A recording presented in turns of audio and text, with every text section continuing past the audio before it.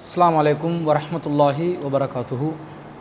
இன்னல் ஹம்துலில்லாஹ் நஹ்மதுஹு வ நஸ்தஈனுஹு வ நஸ்தக்ஃபிருஹு வ நஊது பில்லாஹி மின் ஷுரூரி அன்ஃபுஸினா வ மின் ஸய்யிஆத்தி அஅமாலினா மை யஹ்திஹில்லாஹு ஃபலா முலில்ல லஹு வ மை யுض்லில் ஃபலா ஹாதிய லஹு வ அஷ்ஹது அல்லா இலாஹ இல்லல்லாஹ் வஹ்தஹு லா ஷரீக லஹு வ அஷ்ஹது அன்ன முஹம்மதன் அப்துஹு வ ரசூலுஹு அம்மா பாத்.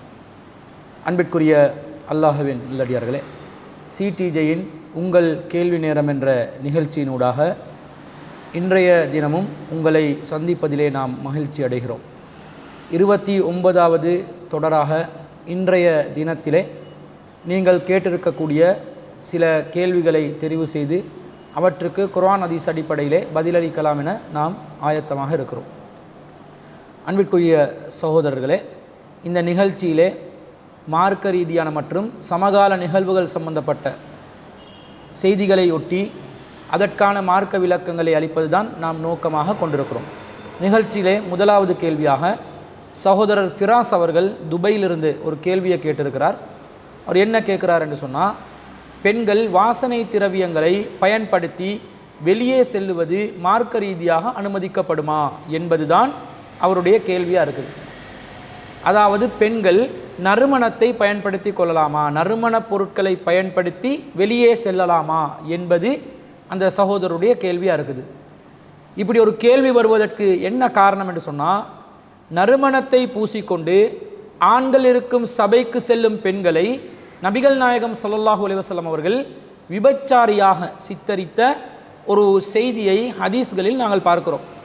எப்படி அந்த ஹதீஸ் வருது என்றால், ஜாமியு திர்மிதியில் 2710வது செய்தியாக அபூ மூசா ரலியல்லாஹு அன்ஹு அவர்கள் அறிவிக்கக்கூடிய செய்தி எப்படி வருதுன்னு சொன்னால், குல்லு ஐனின் ஜானியா, ஒவ்வொரு கண்ணும் விபச்சாரம் செய்கிறது.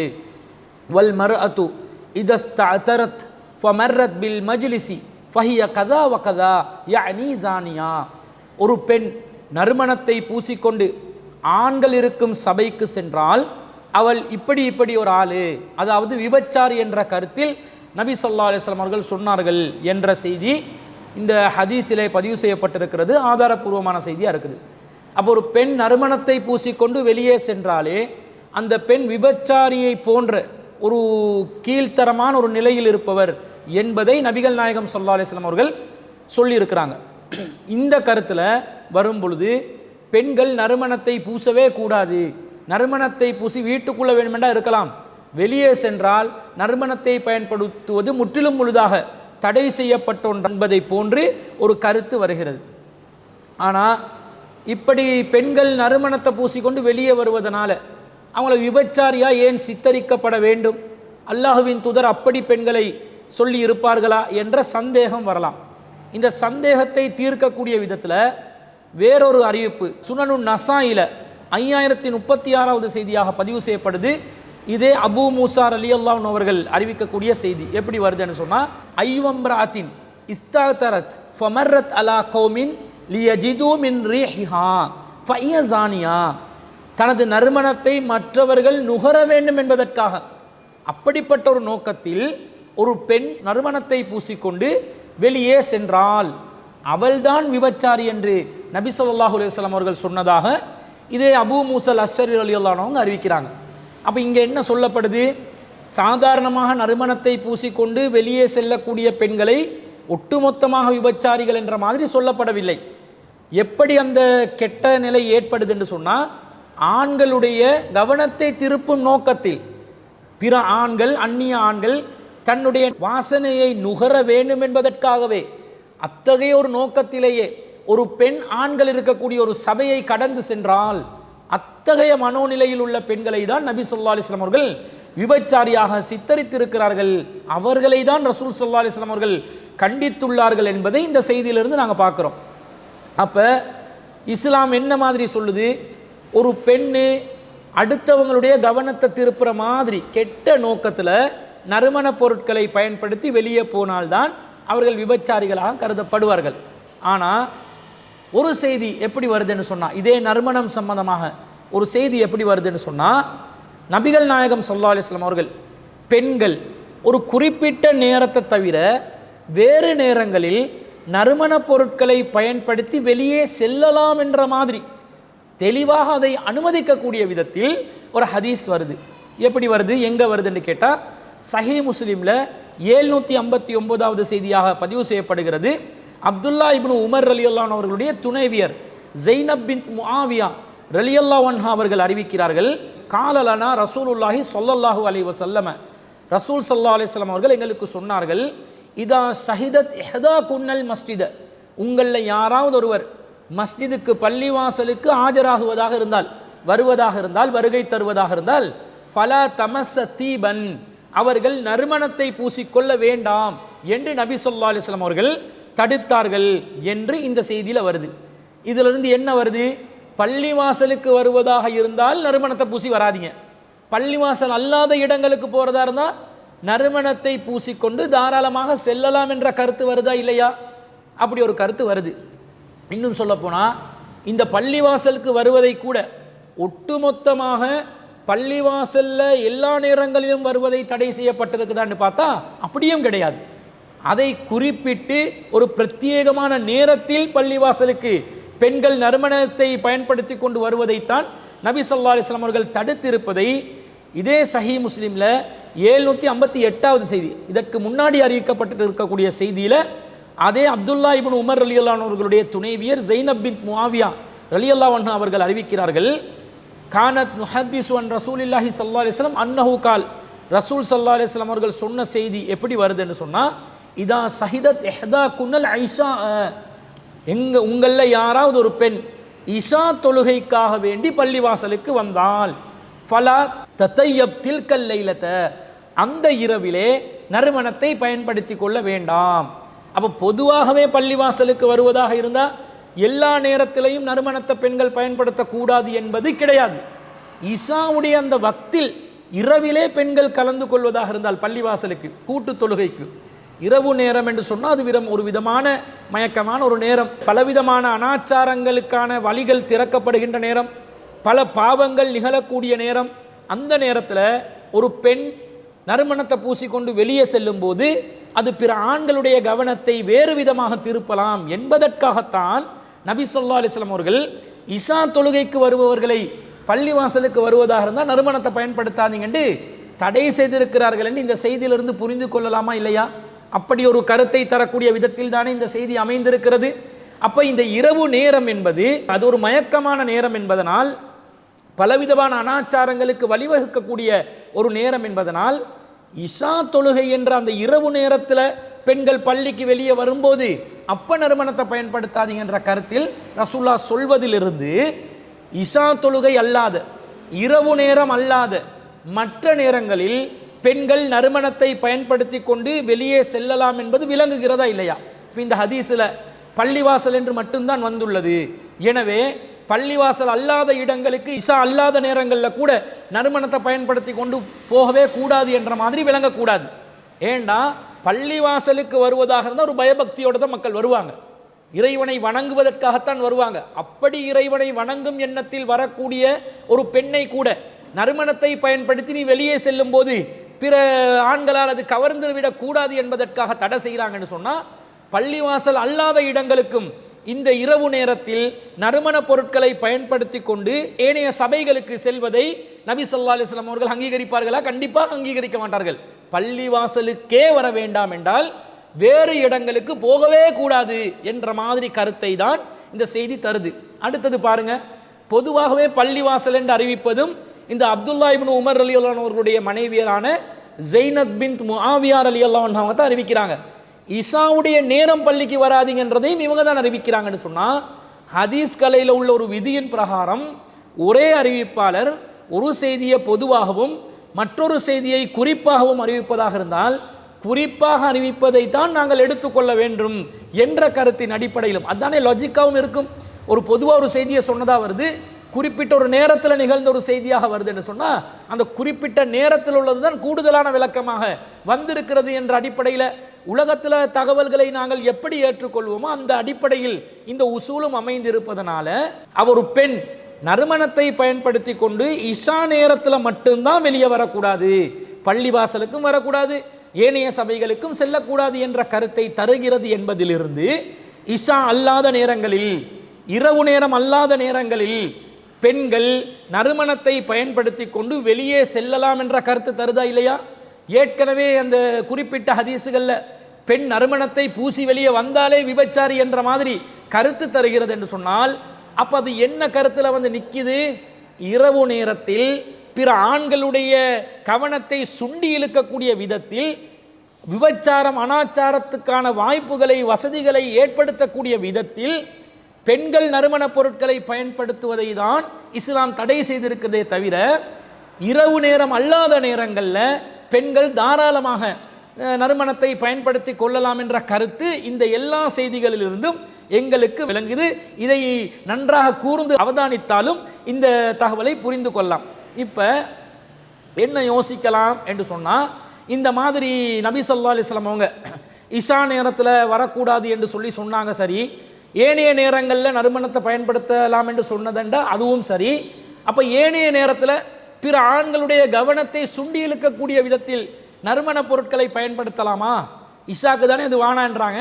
அப்போ ஏனைய நேரத்தில் பிற ஆண்கள்ட கவனத்தை திருப்பி எடுத்தால் அது மட்டும் மார்க்கத்தில் அனுமதிக்கப்படுமா என்ற சந்தேகம் வரும்.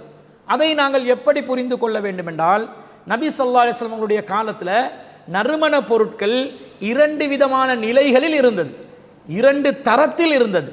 என்ன 2 தரம்? முதலாவது, ஒருத்தர் தன்னுடைய உடலில் வெளிப்படக்கூடிய துர்வாடையை வெளிப்படக்கூடாது என்பதற்காக வேண்டி பயன்படுத்தக்கூடிய மென்மையான நறுமண வகை என்ற ஒரு வகை இருக்குது.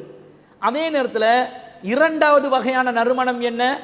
பிறருடைய கவனம் முழுசா தன் பக்கம் திருப்பக்கூடிய விதத்தில் அந்த நறுமணத்தை பயன்படுத்தி வந்தாலே, அந்த அத்தரை பயன்படுத்தி வந்தாலே, அந்த சென்ட்டை பெர்ஃப்யூமை பயன்படுத்தி வந்தாலே, இது பெண்கள் சம்பந்தப்பட்ட விஷயத்தில் பிற ஆண்களுடைய கவனத்தை கடுமையாக ஈர்த்துவிடும், கமகமகமகமென்று நறுமணம் வீசிவிடும், இது தப்புக்கு வழிவகுக்கும் என்ற அந்த மாதிரி ஒரு வகையில் பலருடைய கவனத்தை ஈர்க்கிற கடுமையான நறுமணம் உள்ளடக்கிய நறுமண பொருட்களும் உண்டு. இந்த 2 வகையிலான நறுமண பொருட்கள் நபி ஸல்லல்லாஹு அலைஹி வஸல்லம் காலத்தில் நடைமுறையில் இருந்திருக்கிறது. ஆண்கள் பயன்படுத்தக்கூடிய நறுமணம் எத்தகைய நிலையில் இருந்துச்சு? பிறருடைய கவனம் ஈர்க்கப்பட்டாலும் அது எந்த பிரச்சனையும் இல்லைன்ற வகையில் உள்ள நறுமணம் ஆண்களுக்கு இருந்துச்சு. ஆனால் பெண்களுக்குரிய நறுமண வகை எப்படி இருந்துச்சு என்று சொன்னால், தன்னளவில் வீசக்கூடிய வெளிப்படக்கூடிய துர்வாடையை அணைக்கக்கூடிய விதத்தில், வெளிப்படுத்தாத நிலையில் அதை மறைக்கக்கூடிய விதத்தில் இருக்கக்கூடிய ஒரு விதமான நறுமண வகை தான் பெண்கள் அன்றைய காலத்தில் பயன்படுத்தி இருந்தார்கள் என்பதை ஒரு ஹதீஸிலிருந்து நாங்கள் விளங்கிக் கொள்கிறோம். சஹீஹ் முஸ்லிமில் 1537வது செய்தியாக பதிவு செய்யப்பட்ட ஹதீஸில் அபூ சயீத் அல் குத்ரி ரலியல்லாஹு அன்ஹு அவர்கள் அறிவிக்கிறார்கள்.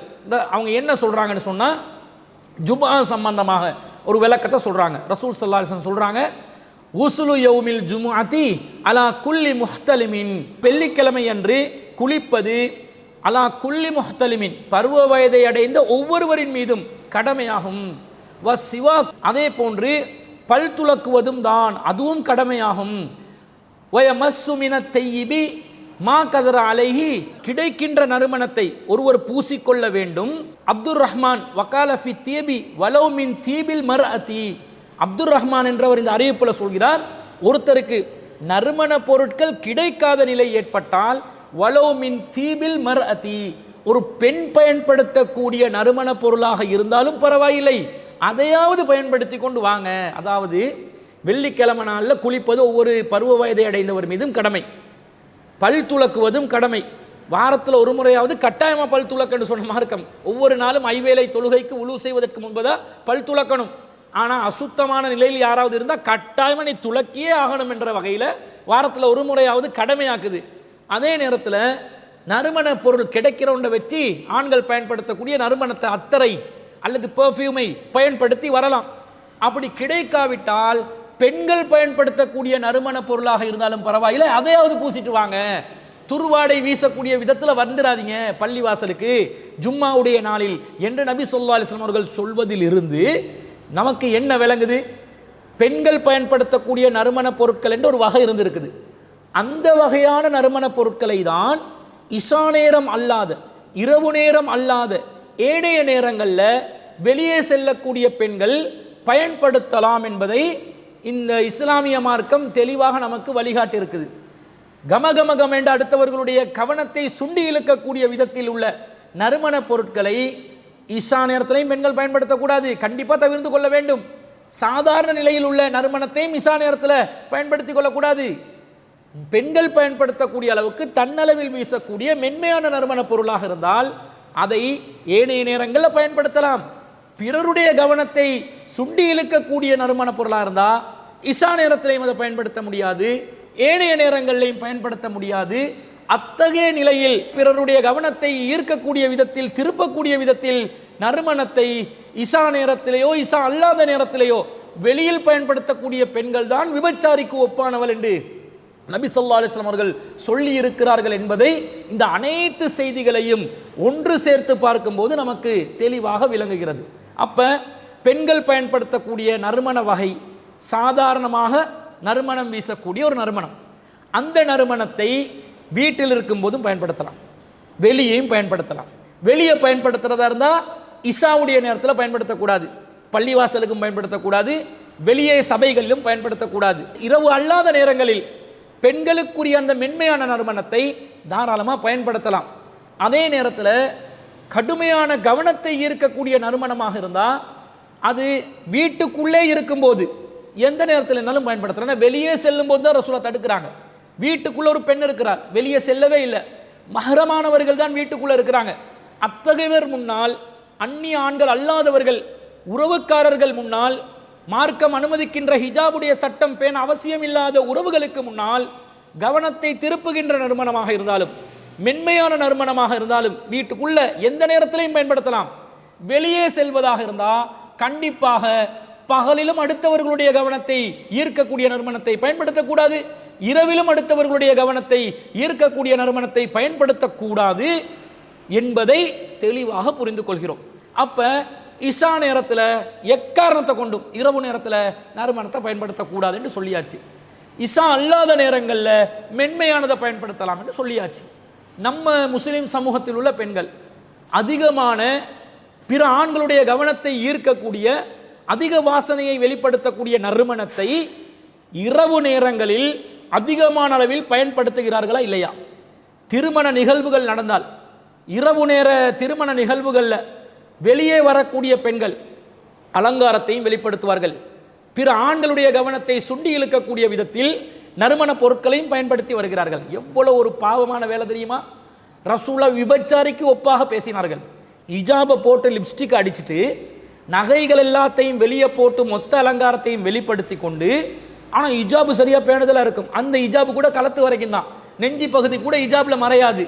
நறுமணத்தை போட்டு பிற ஆண்களுக்கு காட்டுவதற்காகவே, அவர்களுடைய கவனத்தை திருப்புவதற்காகவே எத்தனை முஸ்லிம் பெண்கள் நறுமணத்தோடு வெளியே வருகிறீர்கள், இஷா நேரங்களில் திருமண மண்டபங்களுக்கு செல்கிறீர்கள், உங்களுடைய அலங்காரத்தை வெளிப்படுத்துகிறீர்கள், உங்களுடைய வாசனையை வெளிப்படுத்துகிறீர்கள். இது அல்லாஹ்வின் தூதர் ஸல்லல்லாஹு அலைஹி வஸல்லம் அவர்களுடைய பார்வையில் விபச்சாரிக்கு ஒப்பான ஒரு நிலையா இல்லையா? எவ்வளவு கேவலமா போகுது.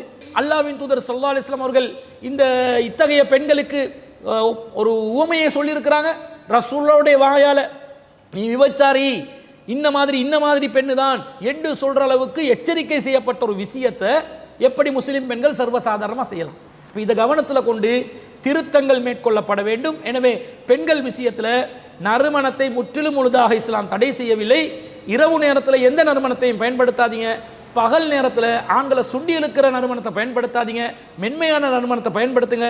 அதுவே வீட்டிலையா இருந்தால் இரவு பகல் வேறுபாடு இல்லை, மென்மை கடுமை என்ற வேறுபாடு இல்லை, எந்த நறுமணத்தையும் நீங்கள் பயன்படுத்திக் கொள்ளலாம் என்பதுதான் அந்த சகோதரர் கேட்ட கேள்விக்கு பதிலாக நாங்கள் பதிவு செய்து கொள்கிறோம்.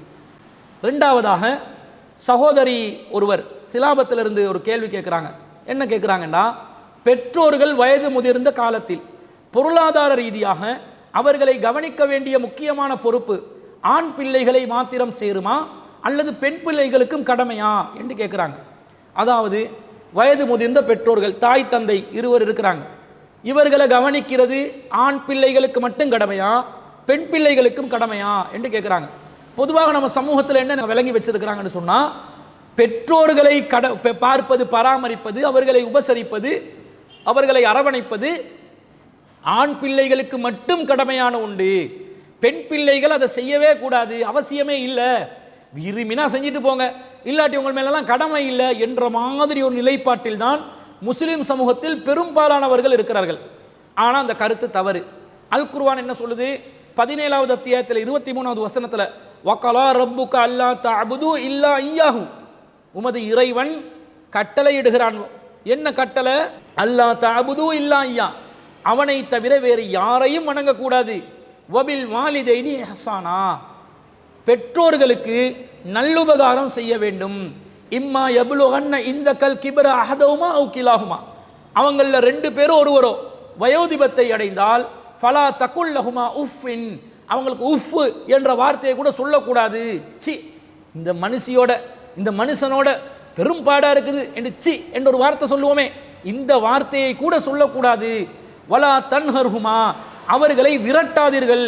வகுல் லஹுமா கௌலன் கரீமா, அவர்களுக்கு நீங்கள் கண்ணியமான சொற்களையே சொல்லுங்கள் என்று அல்லாஹ் தஆலா சொல்றான். இந்த கட்டளை அல்லாஹ் ஆண்களுக்கு மட்டும்தான் பிறப்பித்தானா? பெற்றோர்களை கவனிக்க வேண்டும் என்பது இந்த வசனத்தில் ஆண்களாகிய நீங்கள் மட்டும் செய்யுங்க, பெண்களுக்கு இதில் விதிவிலக்கு இப்படி அல்லாஹ் சொன்னானா? சொல்லலை. குர்ஆன் பொதுவாக ஆண்களை விழித்து தான் பேசும். பெண்கள் மட்டும் செய்ய வேண்டிய விஷயமா இருந்தால் பெண்களுக்கு பிரத்யேகமாக சொல்லும். ஆண்களும் பெண்களும் செய்கிற காரியமாக இருந்தால் பொதுவாகத்தான் குர்ஆன் பேசும். ஏன்னா ஆண்களுக்கு ஒரு பாலில் ஆண்களை விழித்து பேசக்கூடிய சொல்நடைகளும் பெண்களை விழித்து பேசக்கூடிய சொல்நடைகளும் அரபு மொழியிலே இருக்கிறது. அப்போ இந்த அரபு மொழியில் இருக்கக்கூடிய இந்த வேறுபாட்டில் கட்டளையிடக்கூடிய சொல்லா இருந்தால் ஆணுக்கு தனியாக சொல்லி பெண்ணுக்கும் திரும்ப சொல்ல வேண்டி வரும். அந்த வழிமுறையை இஸ்லாம் கையாளாமல், அல்லாஹ் கையாளாமல் குர்ஆனில் ஆண்களை விழித்து பேசி இது அனைத்தும் பெண்களும் செய்ய வேண்டும், பெண்கள் மட்டும் செய்கிற காரியமாக இருந்தால் அல்லாஹ் பிரத்யேகமாக பெண்களுக்குரிய சட்டம் என்று தனியாக சொல்லக்கூடிய ஒரு வழிமுறையை, ஒரு ஸ்டைலை அல் குர்ஆன் கையாளுது. அப்போ இந்த வசனத்தில் பெற்றோர்களை கவனிக்கணும் என்றது ஆண்களுக்கு மட்டும் சொல்லப்பட்ட விஷயமா? பெண்களுக்கு சொல்லப்படலையா? பெண்களுக்கு உரியது தானே, பெண்களுக்கு இது கடமை இல்லைன்னு அல்லாஹ் போட்டிருப்பானே. அல்லாஹ் அப்படி போடலையே. ஏன் போடலைன்றது எப்படி விளங்குறோம் என்று சொன்னால், அந்த வசனத்தில் 2 கட்டளை வருது. முதலாவது வகலா ரப்புக, உமது இறைவன் கட்டளையிட்டு இருக்கிறான். அல்லாஹ் தஅபுது இல்லா இய்யா, அவனை தவிர வேறு யாரையுமே வணங்கக்கூடாது என்று கட்டளையிட்டு இருக்கிறான். இது ஆண்களுக்கு மட்டும் உள்ள சட்டமா, பெண்களுக்கும் பொருந்தும் சட்டமா? அல்லாஹ் மட்டும்தான் வணங்கணும் என்பது ஆண்களுக்கும் உள்ள சட்டம், பெண்களுக்கும் உள்ள சட்டம். ஆண்களுக்கு உள்ள சட்டத்தை அல்லாஹ் சொல்ற மாதிரி இதில் பெண்களுக்கும் சொல்லியிருக்கிறான் என்று நாங்கள் எப்படி விளங்குறோமோ அந்த மாதிரி தான் வபில் வாலிதைனி இஹ்சானா, பெற்றோர்களுக்கு நல்லுபகாரம் செய்ய வேண்டும் என்பதையும் நாங்கள் புரிந்து கொள்ள வேண்டும். வசனத்தில் பாதிய ஆண்களுக்கும் பெண்களுக்கும் 2 பேருக்கும் பொருந்தும், மீதி பாதி ஆண்களுக்கு மட்டும் கூறியது பெண்களுக்குரியது இல்லை என்று விளங்குவது விபரீதமான ஒரு கருத்தை தரக்கூடிய, தவறான கருத்தை தரக்கூடிய, எந்த ஒரு லாஜிக்கும் இல்லாத ஒரு செயற்பாடாக இருக்கிறத நாங்கள் பார்க்குறோம். பெற்றோர்களை, ஆண் பிள்ளைகளும் பெற்றோர்களை கவனிக்க வேண்டும், பெண் பிள்ளைகளும் பெற்றோர்களை கவனிக்க வேண்டும். அதே போன்று சூரத்துல் பக்கரால 2வது அத்தியாயத்தில் 215வது வசனத்தில் அல்லாஹ் சொல்கிறான், எஸ் அலூனக மாதா யுன்ஃபிகூன், அவங்க எதை செலவழிக்கணும் என்று கேட்குறாங்க. நபியை அவங்க கிட்ட வந்து கேள்வி கேட்குறாங்க. குல், நபியை சொல்லுங்க, மா அன்ஃபக்தும் மின் ஹைரின், நீங்கள் ஹைரில் நன்மையானதில் எதை செலவழித்தாலும் ஃபலில் வாலிதைனி, உங்களுடைய பெற்றோர்களுக்கு செலவழிங்க, வல் அக்ரபீன, உறவுக்காரர்களுக்கு செலவழிங்க, வல் யத்தாமா, அனாதைகளுக்கு செலவழிங்க, வல் மசாக்கீனி, மிஸ்கீன்களுக்கு செலவழிங்க, ஏழைகளுக்கு செலவழிங்க, வபினி சபீலி, நாடோடிகளுக்கு செலவழிங்க, வமா தஃஅலு மின் ஹைரின், நீங்க எந்த நன்மையை செய்தாலும் ஃபஇன்னல்லாஹ பிஹி அலீம், அல்லாஹ் அதை அறிந்தவனாக இருக்கிறான் என்று அல்லாஹ் சொல்கிறான். அப்ப செலவழிக்கிறது சம்பந்தமாக சொல்லும்போது பெற்றோர்களுக்கு செலவழிங்க என்றான்லாம், உறவினர்களுக்கு செலவழிங்க என்றான், மிஸ்கீன்களுக்கு, அனாதைகளுக்கு, நாடோடிகளுக்கு செலவழிங்க என்றான். இந்த செலவழிக்க சொன்னது பெற்றோர்களுக்கு செலவழிக்க வேண்டும் என்பது ஆண்கள் மட்டும் நீங்கள் செய்யுங்க, பெண்களாகிய நீங்கள் செய்யாதீர்கள். பெண் பிள்ளைகள் பெற்றோர்களுக்கு செலவழிக்க வேண்டியது இல்லை என்று அல்லாஹ் சொன்னானா?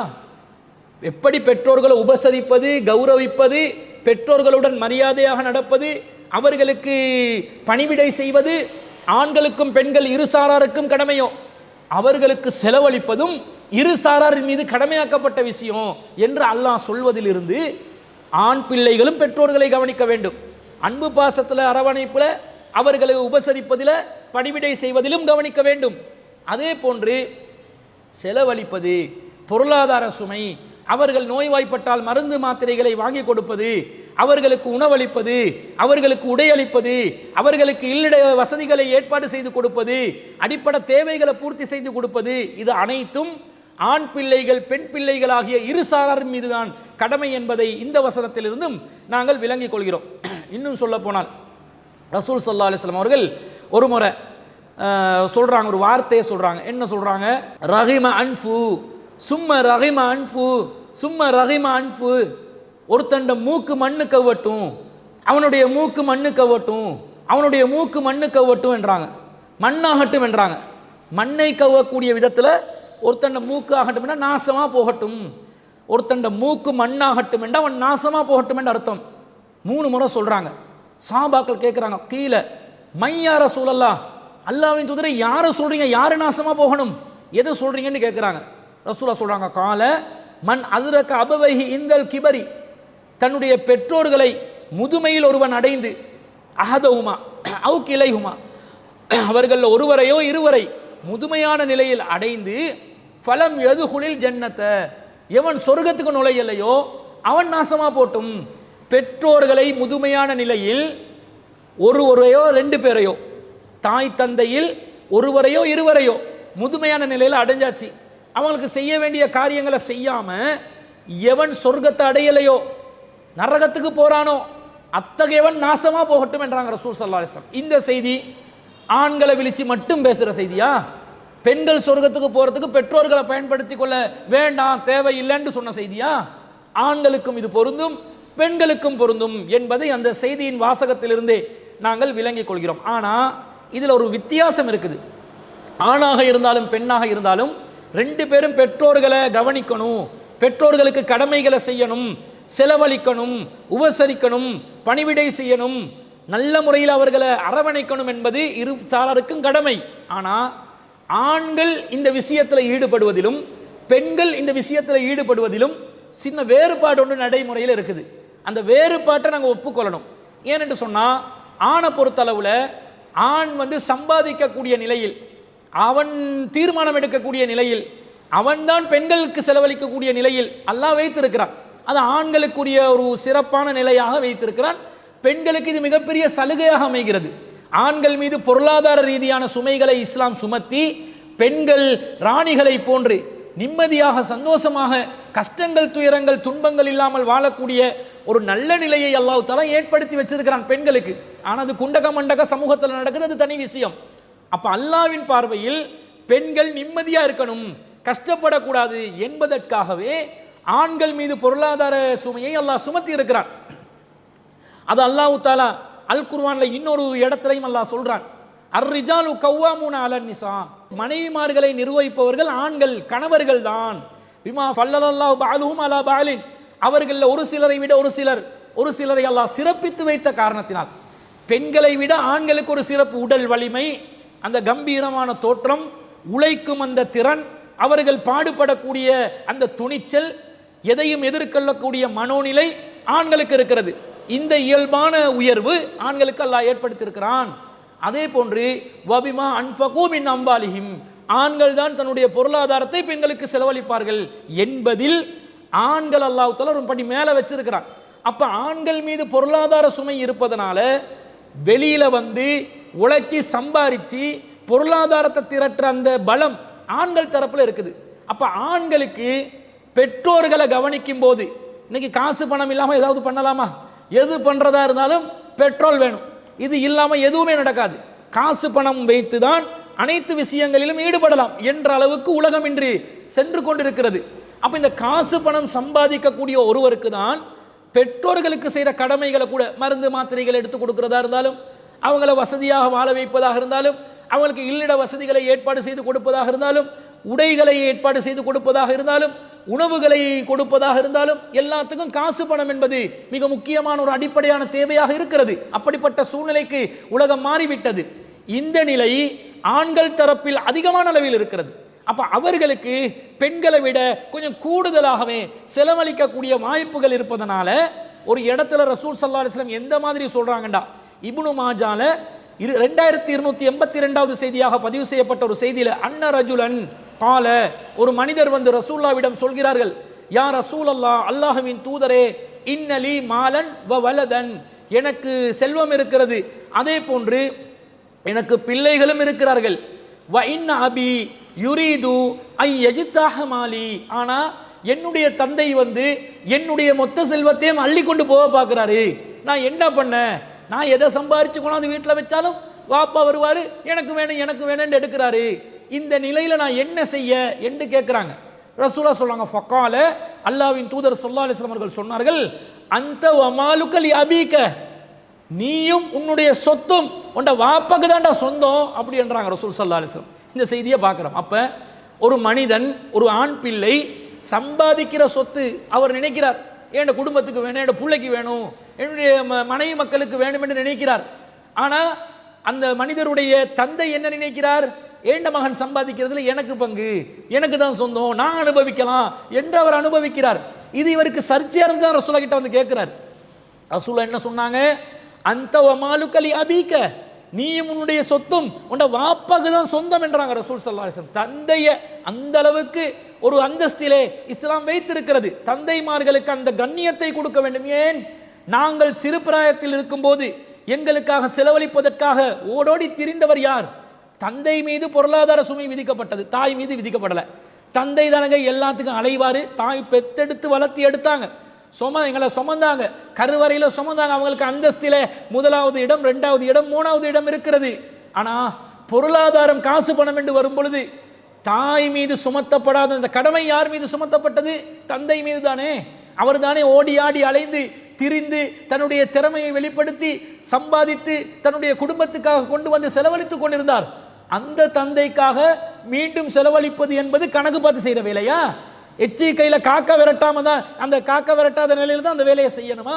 செலவழிங்கன்றாங்க ரசூல் ஸல்லல்லாஹு அலைஹி வஸல்லம். உன்னோட சொத்தை உன்னோட வாப்பக்கு, அதுக்காக வாப்பமார்கள் போயிட்டு மகன்மார்களோட சொத்துல டீடலாத்தையும் மாற்றி எடுக்கிற அந்த வேலை செய்யக்கூடாது. அடுத்தவன் பொருளாதாரத்தை அபகரிக்கிற மாதிரி, ஏமாத்துற மாதிரி, அடுத்தவனுக்கு வேட்டு வைக்கிற மாதிரி, அடுத்தவன சுதந்திரத்தை பறிக்கிற மாதிரி தந்தைமார்கள் நடக்கக்கூடாது. ரசூல் இதில் என்ன சொல்ல வராங்க? அவர் உரிமையோட பயன்படுத்துறாரா? எடுத்துட்டு போக சொல்லியா? உனக்கு இல்லாம நீ நஷ்டவாளியாக மாறணும் என்ற அளவுக்கு தான் தந்தை வந்து எல்லாத்தையும் அபகரிப்பாரா? அந்த மாதிரி வரமாட்டாங்க. பெரும்பாலும் தந்தைமார்கள் ரோசமானவங்களை தான் நடப்பாங்க. தன்னுடைய மகனுடைய சொத்திலிருந்து கூட நான் வாழாமல் என்னுடைய சம்பாத்தியத்திலே கடைசி மூச்சு வரைக்கும் நான் இருக்க வேண்டும் என்று நினைக்கக்கூடிய தந்தைமார்கள் தான் அதிகமாக இருக்கிறார்கள். ஆனாலும் தந்தை வந்து எடுத்தால் என்ன குத்தம்? இஸ்லாம் சொல்லுது, அந்த வமாலுக லி அபீக, நீயும் உன்னுடைய சொத்து உன்னுடைய தந்தைக்கு தான் சொந்தம் என்று ஆண் பிள்ளைகள் மீது கூடுதலான சுமையை இஸ்லாம் சுமத்தி இருக்கிறது. விளங்குதா இல்லையா? விளங்குது. அதே நேரத்தில் பெண் பிள்ளைகளாக இருந்தால் அவங்களோட நிலைமை என்ன? அவங்களுக்கு சொத்து சுகங்கள் இருந்தாலும் அவங்க யாராவது ஒருத்தருக்கு கீழே வாழக்கூடிய ஒரு சூழ்நிலை. திருமணமாகுவதற்கு முன்பதாக சம்பாதிக்கிற சொத்தை பெற்றோர்களுக்கு அள்ளி வீசுவாங்க. திருமணமான பிறகு கணவன் என்ற ரூபத்தில் மீண்டும் ஒரு ஆண் வருவார். செலவழிக்க போகும்போதெல்லாம் வீட்டுக்கு கொடு, அங்கே கொடு, இங்கே கொடு, இந்த தேவைக்குது, புள்ளட படிப்புக்கு தேவைக்குது, கரண்ட் பில்லை கட்டணும், தண்ணி பில்லை கட்டணும், அது செய்யணும், இது செய்யணும் என்று சொல்லி 1008 காரணங்களை தனியாக புலம்பும் போது பெண் என்ன செய்வாள்? வீட்டு சுமையை நாங்களும் சுமக்கணும், ஷேர் பண்ணணும், பாவம் என்னுடைய ஹஸ்பண்ட் நிறைய கஷ்டப்படுறாரு, அபிக்கு நான் ஹெல்ப் பண்ணணும் என்று சொல்லி அபிக்கு செலவழிக்கக்கூடிய நிலைக்கு தானே நிறைய பேர் மாறுறாங்க. அப்படி இல்லாமல் சேமித்து வச்சாலும் கணவன் என்ன பண்ணுவான்? வீட்டுக்கு செலவழித்து கொண்டு இருக்காது, ஏதாவது நகையை வாங்கி போடு, ஏதாவது காணியை வாங்கி போடு, உனக்காக வச்சுக்கொண்டு ஒரு விதமான முட்டுக்கட்டையை போட்டுக்கொண்டு இருப்பாங்க. இந்த மாதிரி ஒரு சூழ்நிலை இருப்பது பெண்களுக்கு இயல்பாக நடக்குது. ஆனால் இதை எல்லாத்தையும் தாண்டி தன்னுடைய தாய் தந்தை என்று வந்தால் பெண்கள் தாராளமாக அவர்களுக்கு செலவழிப்பதற்கு முன்வர வேண்டும் என்று அல்லாஹ் கட்டளை போட்டான். பெற்றோர்களை பார்க்கணும், பெற்றோர்களை கவனிக்கணும். பொருளாதார சுமையாக இருந்தாலும் பெற்றோர்களை கவனிக்கும் விஷயத்தில் பெண்களுக்கும் அது கடமை என்று சொன்ன பிறகு அந்த கடமைக்கு எதிராக கணவன் வந்து நின்றால் போங்கய்யா, ஓரமா இருந்து விளையாடுங்க, இது என்னுடைய மார்க்க விஷயம், மார்க்க விஷயத்தில் உங்களுக்கு குறுக்கிட முடியாது, மார்க்க விஷயத்தில் நீங்க தலையிட முடியாது என்று சொல்லி அல்லாஹ் ரசூலுக்கு மாற்றம் செய்கிற விஷயத்தில் கணவன் கட்டளை போட்டால் அந்த கட்டளைக்கு கட்டுப்பட வேண்டியதில்லை என்பதை அல்லாஹ்வின் தூதர் ஸல்லல்லாஹு அலைஹி வஸல்லம் அவர்கள் சொல்லியிருப்பதனால், அல்லாஹ்க்கு மாறு செய்யும் விஷயத்தில் கட்டுப்படுதல் கிடையாது என்று சொல்லி இருப்பதனால் அந்த கணவனுடைய தடைய கட்டளையை தாண்டி பெற்றோருக்கு செலவழிப்பது தன்னுடைய கடமை என்று நினைத்து பெண் பிள்ளைகள் முன்வர வேண்டும். ஆனால் நடைமுறையில் இந்த சிக்கல் இருப்பதை அவதானிக்கின்றோம். இந்த நிலை வருது.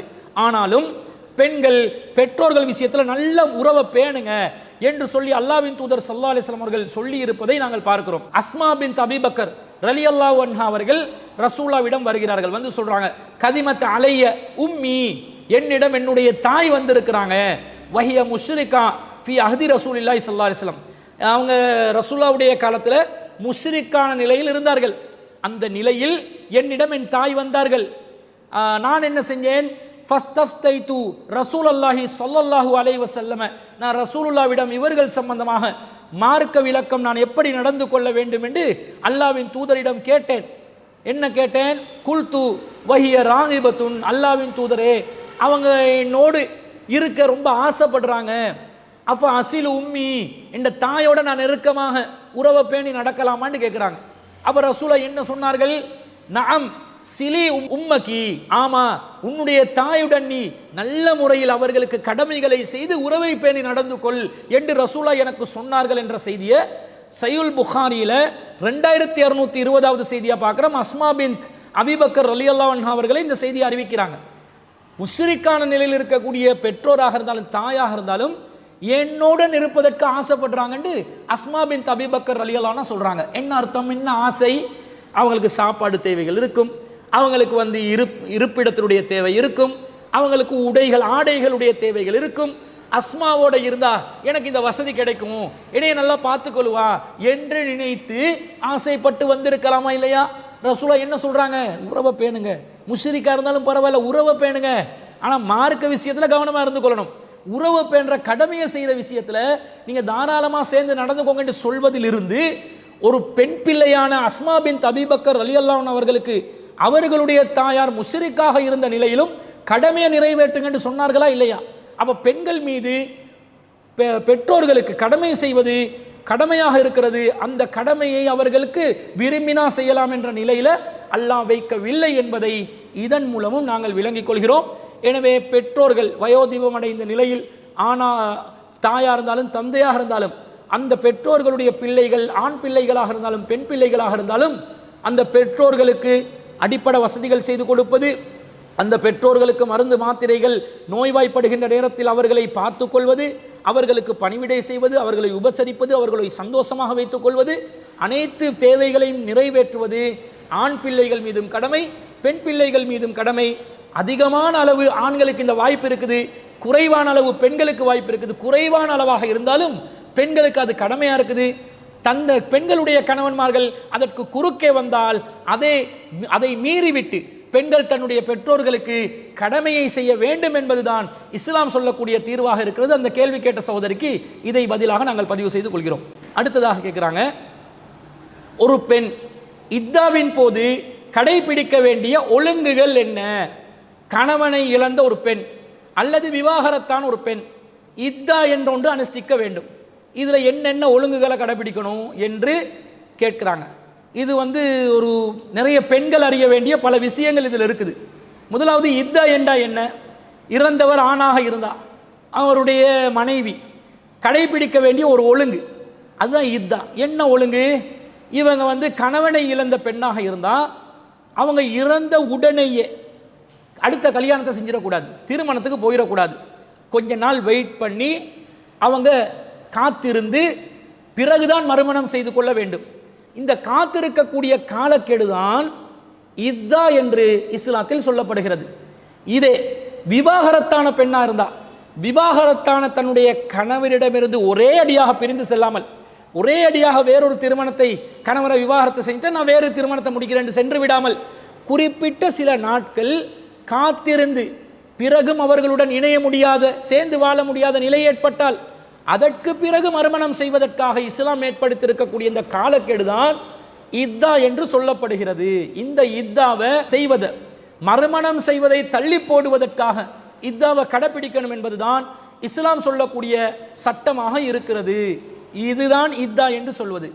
ஒரு பெண் அடுத்த திருமணத்திற்காக, தன்னுடைய மறுமணத்திற்காக காத்திருக்க வேண்டிய காலக்கெடு. இது விவாகரத்து செய்யப்பட்ட பெண்ணுக்கு ஒரு விதமான காலக்கெடு, கணவனை இழந்த பெண்ணாக இருந்தால் வேறு விதமான ஒரு காலக்கெடுவை இஸ்லாம் விதித்திருக்கிறது. சூரத்துல் பக்கரால 2வது அத்தியாயத்தில் 234வது வசனத்தில் அல்லாஹ் தஆலா சொல்கிறான், வல்லதீன யுத்தவஃபவுன மின்கும் வயதரூன அஸ்வாஜன் யதரப்பஸ்ன பிஅன்ஃபுஸிஹின்ன அர்பஅத அஷ்ஹுர் வ அஸ்ரா. உங்களில் எவரேனும் மனைவியை விட்டு மரணித்தால் 4 மாதங்களும் 10 நாட்களும் அந்த பெண்கள் மனைவியர்கள் காத்திருக்க வேண்டும், மறுமணம் செய்யாமல் இருக்க வேண்டும். ஃபைஸா பலக்ன அஜலஹுன்ன, அவர்கள் அந்த காலக்கெடுவை அடைந்து விட்டால் ஃபலா ஜுனாஹ அலைக்கும் ஃபீமா ஃபஅல்ன ஃபீ அன்ஃபுஸிஹின்ன பில் மஅரூஃப், அவர்கள் நல்ல முறையில் தன் விஷயத்திலே ஒரு விஷயத்தை முடிவு செய்து கொள்வதை அல்லாஹ் குற்றம் பிடிக்க மாட்டான். வல்லாஹு பிமா தஅமலூன ஹபீர், அல்லாஹ் அனைத்தையும் நீங்கள் செய்யக்கூடியதை அறிந்தவனாக இருக்கிறான் என்று சூரத்துல் பக்ரால 234வது வசனம் சொல்லுது. என்ன அர்த்தம்? காத்திருங்க ஒரு குறிப்பிட்ட காலக்கெடு. அது கணவனை இழந்த பெண்ணாக இருந்தால் 4 மாதங்களும் 10 நாட்களும். அதற்கு பிறகு அவர்கள் விஷயத்தில், அந்த பெண்கள் தங்களுடைய விஷயத்தில் ஏதாவது நல்ல முடிவை எடுக்கலாம். நல்ல முடிவு எடுக்கலாம் என்றால் அடுத்த திருமணத்துக்கு போகலாம் என்று இஸ்லாம் சொல்கிறது. இதை இன்னும் தெளிவாக சொல்லக்கூடிய வசனம் 33வது அத்தியாயத்தில் 49வது வசனத்தில் அல்லாஹ் சொல்கிறான், விவாகரத்து செய்யப்பட்ட பெண்ணா இருந்தா, யா அய்யுவல்லதீன ஆமனு, நம்பிக்கை கொண்டவர்களே, இதா நகஹ்துமுல் முஃமினாத்தி சும்ம தல்லக்துமூஹுன்ன மின் கபிலி தமஸ்ஸூஹுன்ன, நீங்கள் நம்பிக்கை கொண்ட பெண்களை மணந்து அவர்களை தீண்டுவதற்கு முன்பதாக விவாகரத்து செய்துவிட்டால் ஃபமாலக்கும் அலைஹின்ன மின் இத்தத்தின், அந்த பெண்கள் மீது உங்களுக்காக காத்திருக்க வேண்டிய எந்த காலக்கெடுவும் கிடையாது. இதா கிடையாது. தஅதூனஹா, அவர்கள் கணக்கிட வேண்டிய, கணக்கு பார்த்து வெயிட் பண்ண வேண்டிய எந்த நாட்களும் கிடையாது என்று அல்லாஹ் தஆலா சொல்கிறார். என்ன அர்த்தம்? ஒரு பெண்ணை ஒருவர் திருமணம் செய்கிறார். திருமணம் செய்துவிட்டு தீண்டுவதற்கு முன்பதாக, இல்லறத்தில் ஈடுபடுவதற்கு முன்பதாக, அந்த இல்லற சுகத்தை அனுபவிப்பதற்கு முன்பதாக ஏதோ ஒரு காரணம் ஏற்பட்டு எனக்கு இந்த பெண் தேவையில்லை என்று விவாகரத்து செய்கிறார்டா, விவாகரத்து செஞ்ச பெண் என்ன செய்யணும்? இதா கடைப்பிடிக்கணுமா இல்லையா? 3 மாதவிடாய் காலங்கள் இதா கடைப்பிடிக்கணும். அந்த இத்தாவை இந்த பெண்கள் தீண்டப்படாத நிலையில் திருமணமாகி விவாகரத்து செய்யப்பட்ட பெண்களுக்கு அப்படிப்பட்ட ஒரு இத்தாவே கிடையாது என்று இஸ்லாம் சொல்கிறது. கிடையாது என்ற என்ன அர்த்தம்? அது விவாகரத்தான 3 மாதம் இருக்கணும் தானே இத்தா. ஆனால் அல்லாஹ் இல்லைன்றான். ஏன்? தீண்டவில்லை. தீண்டவில்லை என்றால் தீண்டினால்தான், இல்லற சுகத்தை அனுபவித்தால்தான் அந்த பெண்ணுடைய கருவறையில் குழந்தை ஏதாவது இருக்கிறதா, கருக்கள் உருவாகி இருக்கிறதா என்பது சந்தேகத்துக்குரிய நிலை வரும்.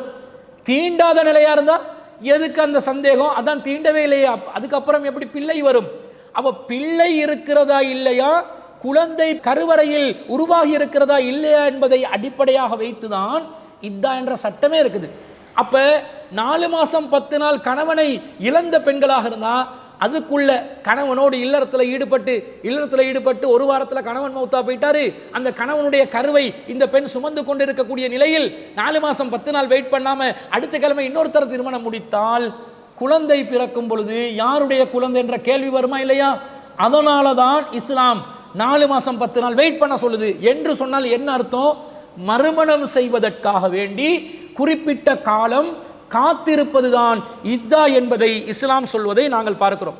அந்த 2வது அத்தியாயத்தில் 228வது வசனம் தான் 3 மாதவிடாய் காலம் விவாகரத்து செய்யப்பட்ட பெண்கள் இத்தா இருக்கணும் என்றதை சொல்லுது. அந்த வசனத்தில் அல்லாஹ் என்ன சொல்றான்னா, வல் முத்தல்லகாத்து, விவாகரத்து செய்யப்பட்ட பெண்கள் யத்தரப்பஸ்ன பி அன்ஃபுஸிஹின்ன ஸலாஸத குரூஇன், அவர்கள் 3 மாதவிடாய் காலம் மறுமணம் செய்யாமல் காத்திருக்க வேண்டும். வலா யஹில்லு லஹுன்ன ஐ யக்தும்ன மா ஹலக்கல்லாஹு ஃபீ அர்ஹாமிஹின்ன, அவர்களுடைய கருவறைகளில் அல்லாஹ் உருவாக்கி இருப்பதை, படைத்திருப்பதை மறைப்பதற்கு அவர்களுக்கு எந்த அருகதையும் கிடையாது, ஹலால் கிடையாது, அனுமதி கிடையாது. இன் குன்ன யுமின்ன பில்லாஹி வல் யௌமில் ஆஹிர், அவர்கள் அல்லாஹ்வையும் மறுமை நாளையும் நம்பக்கூடிய பெண்களாக இருந்தால் என்று அல்லாஹ் தஆலா சொல்கிறான். என்றால் என்ன அர்த்தம்? 3 மாதவிடாய் காலம் கருவறையில் கரு உருவாகி இருக்குதா இல்லையா? இல்லை என்றது கன்ஃபார்மாக இருந்தால் என்ன செய்யலாம்? மறுமணத்துக்கு போகலாம். ஆனால் அந்த இல்லை என்று சொல்வது ஏமாற்றத்துக்குரியதாக ஆகிரலாம். 3 மாதவிடாய் காலம் வெயிட் பண்ண வச்சா இருக்குதா இல்லையான்றது அந்த பெண்ணே மறைத்தாலும் அல்லாஹ் தஆலா இயற்கையாக வைத்த தள்ள வச்சு வெளியே தர வச்சு அல்லாஹ் தஆலா அதை வெளிப்படுத்தி விடுவான் என்பதனால தான் வெயிட் பண்ண சொல்லுது. பெண்கள் மறைக்கலாமா இல்லையா? ஒரு பெண் கருவை சுமந்து இருக்கிறாளா இல்லையான்றதை எப்படி கண்டுபிடிக்கிறது? நீங்கள் கருவை சுமந்து இருக்கிறீங்களா இல்லையா, நாங்கள் ஒரு ப்ரெக்னன்சி டெஸ்ட் ஒன்று எடுப்போமான்னு கேட்டால் பொம்பளை சொல்லும், என்மேல் சந்தேகப்படுகிறீர்களா, என்னுடைய ஒழுக்கத்தில் இவங்க சந்தேகப்படுறாங்க, என்ன அப்படி பண்ணுறாங்க இப்படி பார்க்குறாங்கன்ட்டு அதை ஒப்பாரி வச்சு அழ தொடங்கினா அந்த விஷயத்தை சேவ் பண்ணுறதுக்கு இவன் இதாவை விட பல காலம் மறுமணத்துக்காக வேண்டி காத்து கொண்டு இருக்க வேண்டிய நிலை வந்துடும். அதனால் அல்லாஹ் தஆலா இயற்கையாகவே அந்த கரு இருக்குதா இல்லையான்ற அறியக்கூடிய விதத்தில் டெஸ்ட் பண்ணாலும் சரி இல்லாட்டிலும் சரி, நீ 3 மாத விடாய் காலம் வெயிட் பண்ணிட்டு தான் அடுத்த கல்யாணத்துக்கு போகணும். அப்பதான் உன்னுடைய மறுமணத்துக்கு வரக்கூடிய அந்த கணவன் உன்னை சந்தேகப்படாத நிலையில அவன் அடைந்து கொள்வான், அனுபவித்துக் கொள்வான். அது உன்னுடைய வாழ்க்கைக்கு தான் நல்லது என்ற கருத்துல தான் இந்த செய்திகள் வருதுன்னு பார்க்கிறோம். இது ஆனா கர்ப்பிணி பெண்ணா இருந்தா அவங்களோட இத்தா காலம் வித்தியாசப்படும். எப்படி வித்தியாசப்படும்? இப்ப அல்லாஹ் தஆலா சூரத்து தலாக்ல 65வது அத்தியாயத்துல 4வது வசனத்துல சொல்றான், வல்லாத்தி யஇஸ்ன மினல் மஹீலி, உங்கள பெண்கள்ல மாதவிடாய் அற்று போன பெண்கள், மின் நிசாயிக்கும், உங்கள் பெண்களில் மனைவிமார்களில் மாதவிடாய் அற்று போன பெண்களும், இனிர்தப்தும் ஃபஇத்தத்து உன்ன சலாசத்து அஷ்ஹுரின், அவர்கள் விஷயத்திலே நீங்கள் சந்தேகப்பட்டால் அவங்க 3 மாசம் அவங்க வெயிட் பண்ணட்டும், இதா இருக்கட்டும். கர்ப்பிணிகளாக இருந்தால் வௌலாத்துல் அஹ்மாலி, யாரு கருக்களை சுமந்திருக்கிறார்களோ, அஜலஹுன்ன ஐயலஅன ஹம்லஹுன்ன, அவர்களுக்கான காலக்கெடுவாக எதை வைத்துக் கொள்ள வேண்டும் என்றால் அவர்கள் பிரசவிப்பதுதான் அவர்களுக்கான காலக்கெடு என்று அல்லாஹ் தஆலா அந்த வசனத்தில் சொல்றான். அப்ப மாதவிடாய் அற்று போன பெண்களாக இருந்தால் 3 மாசம், மாதவிடாய் உள்ள ஏற்படுகின்ற பெண்களாக இருந்தா, அதுவும் கர்ப்பிணியா இருந்தா பிரசவிக்கும் வரைக்கும் என்றால் என்ன அர்த்தம்? இப்ப 1 மாசத்துல திருமணம் முடிச்சு கரு இருப்பதாக அறிகிறார்கள். அதற்கு பிறகு கணவன் திடீரென்று ஆக்சிடென்ட்ல மௌத்தா போனா, இந்த பெண் மீதமுள்ள அந்த கணவன் மௌத்தா போனதுக்கு பிறகு 4 மாசமும் 10 நாளும் தான் இதா இருக்கணும் என்றது இல்லை. அந்த கரு உருவானதிலிருந்து கரு பிரசவித்து ஒரு குழந்தையாக வெளிப்படும் வரைக்கும் அந்த பெண் இதா இருக்கணும். அப்ப கிட்டத்தட்ட 8 மாதங்கள் அந்த பெண்ணுக்கு இதா இருக்க வேண்டிய நிலைமை உருவாகுது. அதே நேரத்தில் 9 மாசமான நிறை கற்பிணியாக ஒரு பெண் இருக்கிறார். திடீரென்று கணவன் இறந்ததாக ஒரு செய்தி வருது. செய்தி வந்த உடனே அவக்கு அது தாங்கிக் கொள்ள முடியாம அந்த அதிர்ச்சியில குழந்தையும் பெத்தெடுக்கிறாருன்னு வைங்க. இந்த நேரத்தில் கணவன் மரணித்த ஒரு நொடியிலேயே கரு வெளியே வந்துருச்சுன்னு சொன்னா, குழந்தையா பிரசவம் ஆகிருச்சுன்னு சொன்னா, இதா என்ற காலக்கெடு முடிஞ்சிடும். அவங்க இதா ஒரு நாள் கூட இருக்க வேண்டிய நிலைமை வராது. அப்ப இந்த மாதிரி கர்ப்பிணி பெண்களுக்கு பிரசவத்தை எல்லாம் அடிப்படையாக வச்சிருப்பதில் இருந்தும் மறுமணத்துக்காகத்தான் இதா என்றது தெளிவாக விளங்குது. இதுல இன்னொரு விஷயத்தை விளங்கணும். கணவன் இழந்த பெண்கள் தன்னுடைய அடுத்த வாழ்க்கைக்காக வேண்டி தயங்க வேண்டிய அவசியம் இல்லை. நல்லொரு பொருத்தமான சாலிஹான தன்னுடைய மறுமை வாழ்க்கைக்கு ஏற்புடைய நல்ல மார்க்கம் தெரிந்த ஒழுக்கமான ஒருவராக இருந்தால், சிறுக்கு செய்யாத ஒருவராக இருந்தால், அந்த பெண்கள் மறுமணத்துக்கு தயாராகணும். யாராக இருந்தாலும் சரி, உலக லாவிய அளவில் முஸ்லிம் பெண்களுக்கு இது மிகப்பெரிய ஒரு உரிமையாக கொடுக்கப்படுது. ஆனால் கிறிஸ்தவ சமூகம்தான் இந்த கடமையை, இந்த நடைமுறையை நடைமுறைப்படுத்தி இருக்கிறார்கள். முஸ்லிம் பெண்கள் அப்படியே வீட்டோட கடந்துருவாங்க. இந்த மாதிரி ஒரு சூழ்நிலையை அல்லாஹ் தஆலா ஏற்படுத்தல, அவங்க மறுமணத்துக்காக போகலாம் என்பதை தான் இந்த வசனங்கள் வலியுறுத்துவதை நாங்கள் பார்க்கிறோம். அதே நேரத்தில் இந்த இதா இருக்கக்கூடிய காலத்தில் அவங்க அதிகபட்சமாக என்ன செய்யக்கூடாது என்று சொன்னால், திருமண பேச்சுவார்த்தைகளில் ஈடுபடக்கூடாது. அதாவது இதா இருக்கிற ஒரு பெண் தன்னுடைய அடுத்த கல்யாணத்துக்காக மறுமணத்துக்காக நிச்சயம் செய்து கொள்வதை தானாக செய்து கொள்ளலாம். ஏன்னா அவங்க ஏற்கனவே கணவனை இழந்துட்டாங்க, அதாவது கண்ணி அல்லாத நிலையில் இருக்கிறாங்க. கணவனோடு வாழ்க்கையை நடத்திட்டாங்களா இல்லையா? அப்ப கண்ணி கழிஞ்ச பெண்கள். இதே நேரத்தில் கன்னி பெண்களாக இருந்தால்தான் வழி பொறுப்பாளர்களாக அவர்களுக்கு தேவைப்படுவார்கள். கண்ணி கழிந்த பெண்களாக இருந்தால் வழியுடைய பொறுப்பாளர்கள் இல்லாமலே தானாக முன்வந்து திருமணம் முடிக்கலாம். அப்படி தானாக திருமணம் முடிக்கக்கூடிய நிலையில் இத்தாவில் இருக்கக்கூடிய பெண்கள் இருப்பதனால அந்த இதா காலகட்டத்துக்குள்ள என்ன செய்யக்கூடாது? அவங்களுக்கான அந்த கணவனை தெரிவு செய்கின்ற பேச்சுவார்த்தையை அவங்க செய்யவே கூடாது. அதை அல்லாஹ் தஆலா சொல்கிறான், வலா ஜுனாஹ அலைக்கும் ஃபீமா அர்லல்தும் பிஹி மின் ஹித்பத்தின் நிசாயி. இந்த காத்திருக்கிற காலகட்டத்தில் அவ் அக்னன்தும் ஃபீ அன்ஃபுசிக்கும், நீங்க சாடை மடையாக திருமணம் பேசுவதையோ, அலிமல்லாஹு அன்னக்கும் சத்ததுகுருனஹுன்ன, நீங்கள் அவர்களை மனசால நினைக்கிறது அல்லாஹ்க்கு தெரியும். ஆனால் நீங்க அவங்கள என்ன செய்யக்கூடாது? மனம் செய்யறதுக்கு நீங்க நினைக்க கூடாது.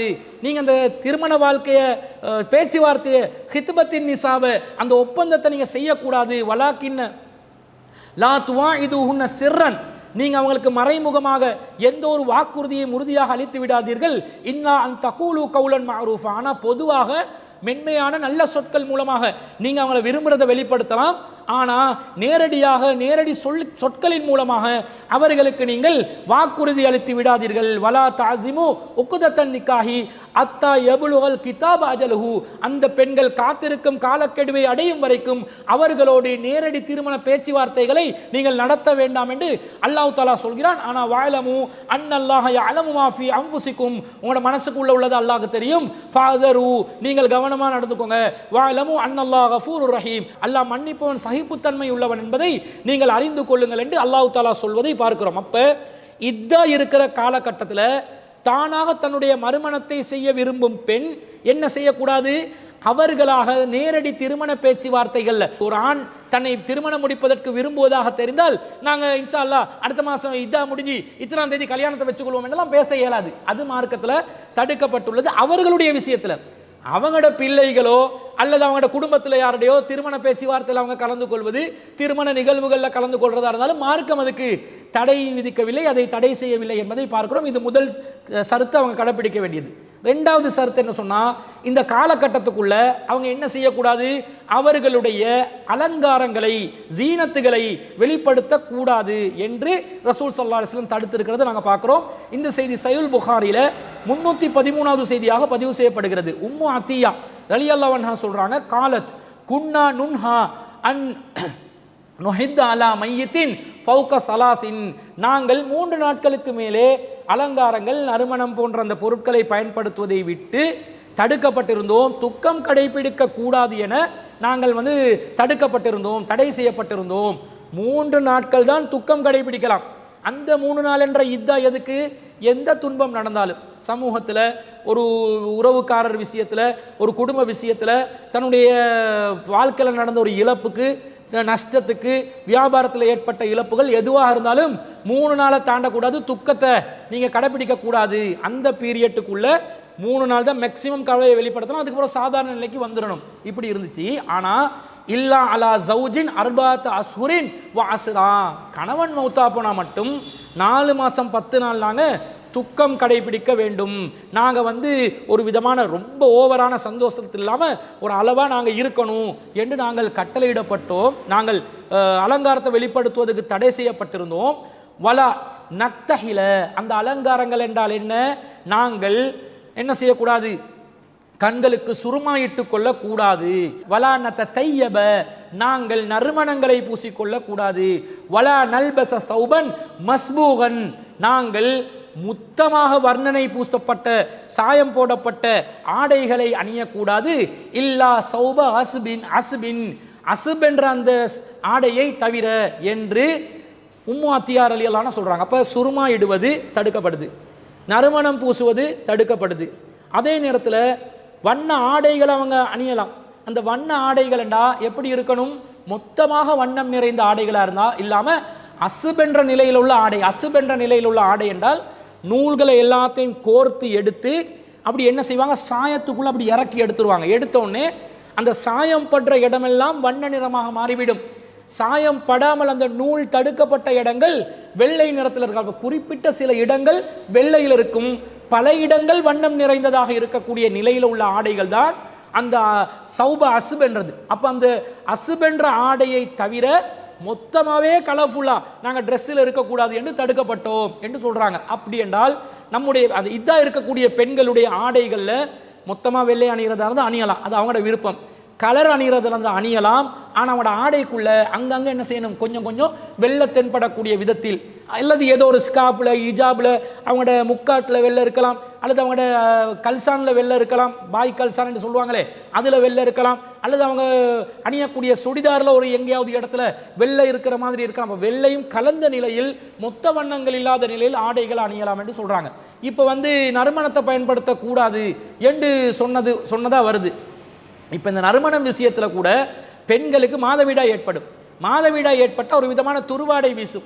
அப்போ அந்த துருவாடையை அகற்றுவதற்காக வேண்டி நறுமண பொருட்களை பயன்படுத்துகிற ஒரு பழக்கம் பெண்கள் கிட்ட இருக்குது.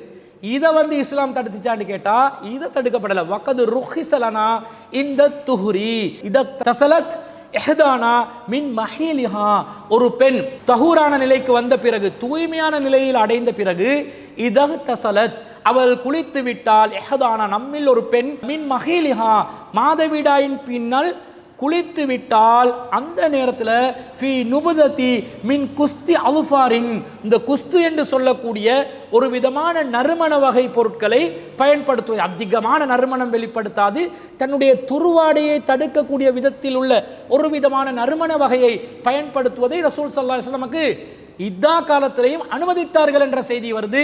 இது பெண்களுடைய அந்த தூய்மையை கடைபிடிப்பதற்காக மார்க்கம் சொன்னதாக வருது. இந்த செய்தியை புகாரில் நாங்கள் பார்க்குறோம்.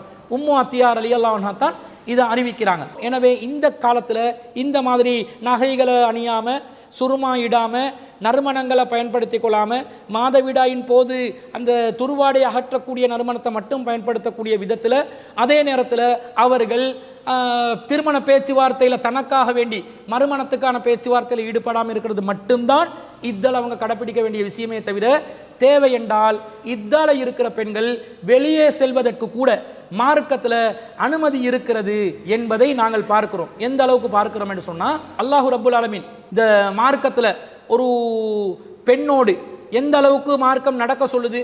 பெண்கள் வெளியே செல்வதாக இருந்தால் தேவைக்கு நிமித்தம், தேவைக்காக வேண்டி பெண்கள் வெளியே செல்லலாம் என்பதை இஸ்லாம் சொல்கிறது. எந்த நேரமும் பெண்கள் வெளியே போக முடியாது. ஆனால் தனக்காக வேண்டி ஒரு தேவை ஏற்பட்டு, தனக்கு ஒரு பொருளை வாங்கணும், தான் தன்னுடைய அடிப்படை தேவைகளுக்கு வெளியே செல்ல வேண்டிய நிலை ஏற்படுது, தொழில் செய்ய வேண்டிய நிலை ஏற்படுது. இது போன்ற ஒரு நிலையாக இருந்தால் ஒரு பெண்ணுக்கு வெளியே செல்வதற்கு மார்க்கம் அனுமதி கொடுக்கிறதா இல்லையா? கொடுக்கிறது. இந்த மாதிரி இதால இருக்கிற பெண்களும் தன்னுடைய தேவைக்காக வெளியே போகலாம். வீட்டுக்குள்ளே அடைஞ்சு கிடக்கணும் என்பதெல்லாம் கிடையாது. வீட்டுக்குள்ளே இருக்கணும், அந்நிய ஆண்களே பார்க்கக்கூடாது, அந்நிய ஆண்களோட பேசவே கூடாது என்ற மாதிரி ஒரு சூழ்நிலையை சமூகத்தில் ஏற்படுத்தி இருக்கிறாங்க. எந்த அளவுக்கு சென்றா என்று சொன்னால், ஒரு கர்ப்பிணி பெண்ணை கூட இதில் இருக்கிற பெண் பார்க்கக்கூடாது என்ற கருவில் ஒரு ஆண் குழந்தை இருந்தால் அது கூட ஹராமாகிவிடும் என்ற அளவுக்கெல்லாம் சொல்லி கொடுக்குறாங்க. இது மார்க்கத்தில் இல்லவே இல்லாத ஒரு சட்டம். பெண்கள் தன்னுடைய தேவைக்காக கணவனை இழந்த நேரத்தில் அல்லது விவாகரத்து செய்யப்பட்ட நேரத்தில் பெண்கள் இத்தாவின் நேரத்தில் வெளியே செல்லலாம் என்பதற்கு ஏராளமான சான்றுகள் கிடைக்குது. அதில் முதலாவது சான்று சஹீ முஸ்லிமில் 1527வது செய்தியாக உம்மு சலமா ரலியல்லாஹு அன்ஹா அவர்கள் அறிவிக்கிறார்கள்.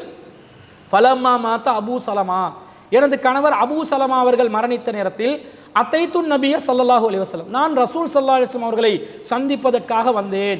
ஃபகுல்து யா ரசூல் அல்லாஹ், நான் சொன்னேன் அல்லாஹ்வின் தூதரே, இன்ன அபா சலமத்த கது மாத்த, எனது கணவர் அபூ சலமா மௌத்தாகிட்டாரு என்று சொன்னேன்.